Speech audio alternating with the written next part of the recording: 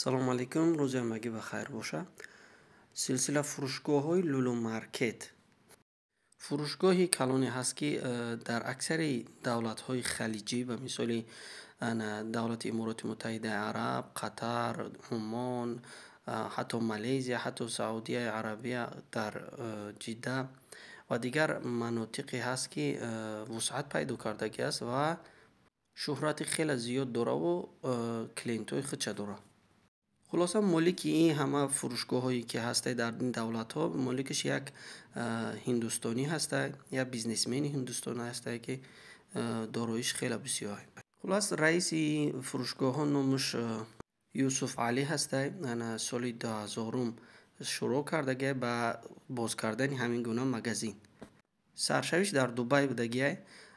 Зиёда аз 57,000 коргар ҳозир дар таи дасти ин кас кор мекунад. Яъне ки дар тамоми қисмҳое ки дора дар ҳар давлати дунё 57,000 коргар дар таи дасташ кор мекунад.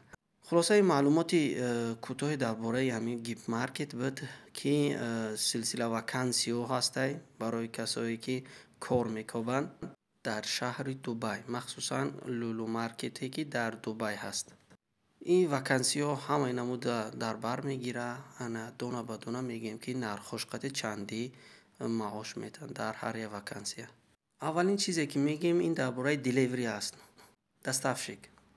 Маоши доставщика 2600 дирҳами иморотӣ таъин шудагӣ астай.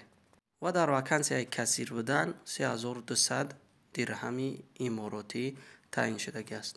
Ва упаковкакуну дигар намуди корои ҳамин упаковка дар медромагиёра 2200 дирҳами иморотӣ таъин шудагӣ астай. Завсклада 3000 дирҳами иморотӣ таъин кардагӣ астай. Ва инчунин драйвер, шофёра 3500 таъин кардагӣ астай. маоша 3500 дирҳами иморотӣ. Шахси тозакуну рубучин мекардагира 1800 дирҳам маоша моҳона таъин кардагӣ астай. ва дар вакансияи муҳофиз 2770 дирҳам таъин карда шудааст. ва шахси дар қисми гӯштҳо кор мекардагира 2600 дирҳам дар моҳ таъин кардагӣ астай.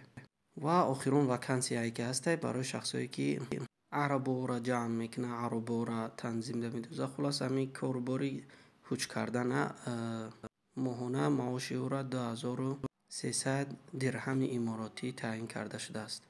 хоҳишмандон метавонанд, ки дар ҳамин рақамҳо WhatsApp да SMS кунанд ё дар электропошта анкетаи худшона равон кунанд.